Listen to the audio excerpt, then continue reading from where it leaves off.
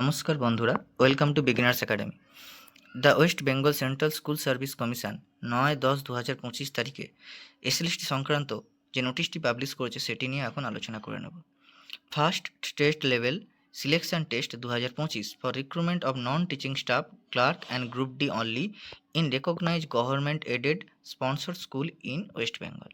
কী বলা হচ্ছে, প্রথম এসএলএসটি 2025 গ্রুপ সি এবং গ্রুপ ডি বিদ্যালয়গুলিতে যে রিক্রুটমেন্ট তার নোটিশ কিন্তু পাবলিশ হয়ে গেছে। এখানে কী বলা হচ্ছে, যেটা বলা হচ্ছে টেন্টেড ক্যান্ডিডেট কিন্তু এই পরীক্ষায় বসতে পারছে না। অর্থাৎ সুপ্রিম কোর্ট যে 3রা এপ্রিল 2025-এ রায় দিয়েছিল, সেখানে টেন্টেড ক্যান্ডিডেট যারা তারা কিন্তু এই পরীক্ষায় বসতে পারবে না। দ্বিতীয়ত কি দেখবো আমরা, এখানে যেটা বলা হচ্ছে কবে থেকে আপনার অ্যাপ্লিকেশান শুরু হচ্ছে। সাবমিশন অফ অনলাইন অ্যাপ্লিকেশান কবে, 3/11/2025, অর্থাৎ 3/11/2025 তারিখ থেকে অনলাইন অ্যাপ্লিকেশান শুরু হবে। আর অ্যাপ্লিকেশান ক্লোজিং ডেট দেওয়া হয়েছে 3/12/2025, অর্থাৎ আপনাদের হাতে 1 মাস সময় থাকবে। আর আপনি বিকেল 5টার মধ্যেই কিন্তু অ্যাপ্লিকেশান করতে হবে, তারপরে আর হবে না। আর পেমেন্ট হবে রাত্রি 11টা 59 পর্যন্ত।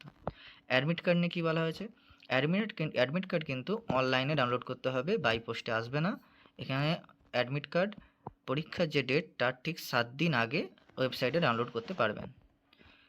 আচ্ছা, এক্সামিনেশন ফিজ কী দিয়েছে, গ্রুপ সি এবং গ্রুপ ডির জন্য জেনারেল ওবিসি ডব্লিউএস ক্যান্ডিডেটরা 400 টাকা আর এসসি এসটি পিএইচ ক্যান্ডিডেটরা 150 টাকা ধার্য করা হয়েছে।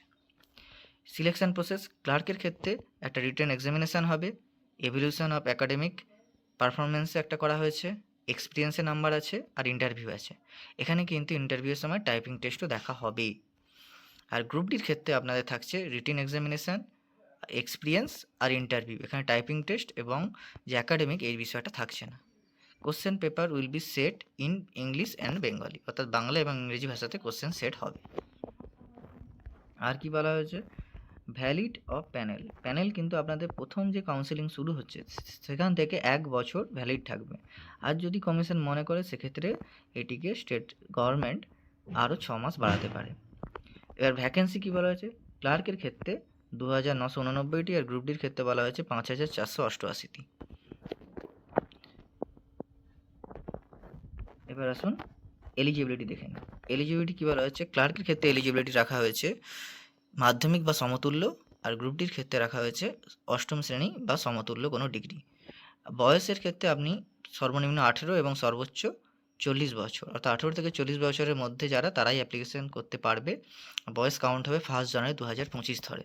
আর যেটা বলা হয়েছে এসসি এসটিরা যেমন 5 বছর এবং ওবিসিরা যেমন 3 বছরের বয়সের ছাড় পান, সেটা কিন্তু পাবে।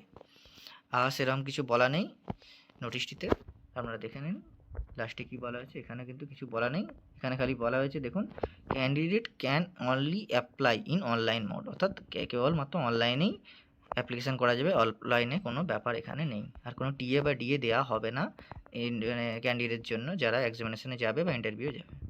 ধন্যবাদ।